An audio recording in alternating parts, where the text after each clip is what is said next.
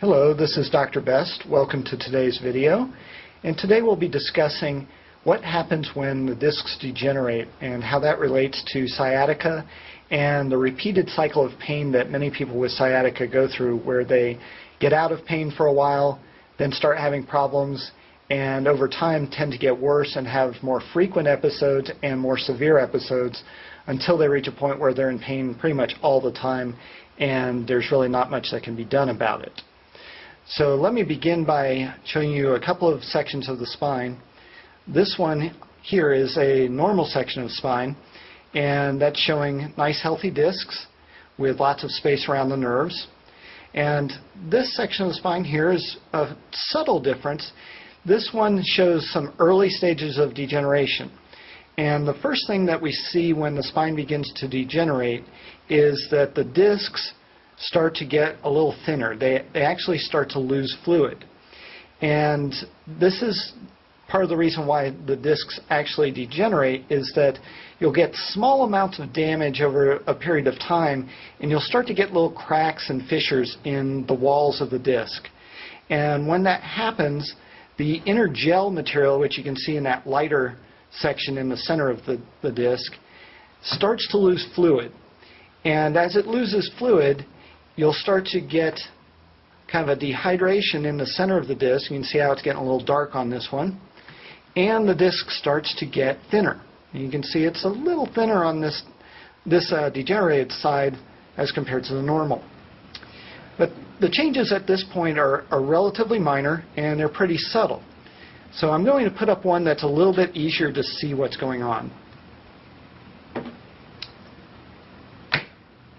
And this section of spine shows some fairly advanced degeneration.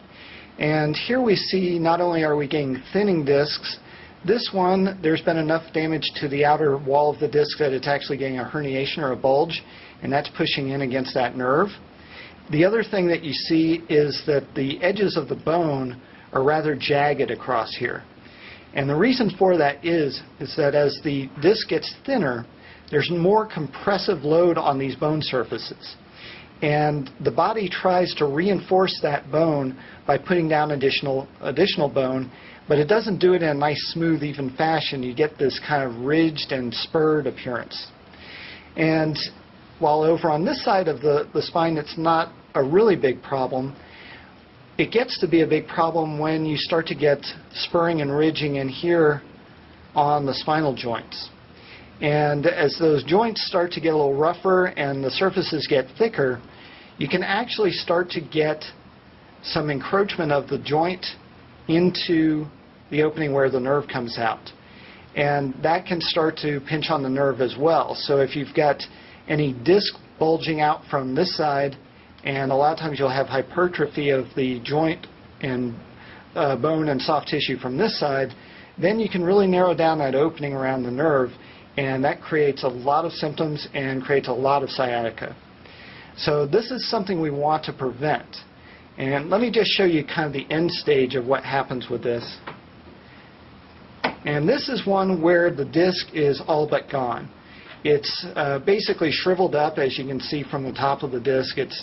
It looks almost like just somebody spread a little bit of jam across there. It's very thin.